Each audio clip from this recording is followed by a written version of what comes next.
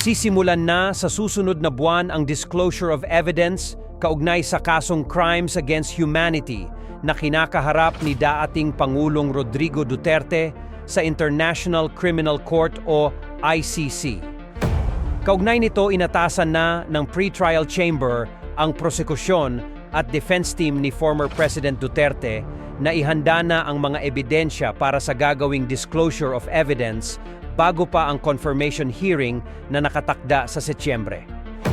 Binigyan ng hanggang Abril 4 ang prosekusyon para mag-sumite ng kanilang mga ebidensya. Habang tinatakda naman sa Abril 11 ang deadline para mag-sumite ang kampo ni former President Duterte ng kanilang obserbasyon kaugnay sa mga impormasyong isasubmit ng prosekusyon.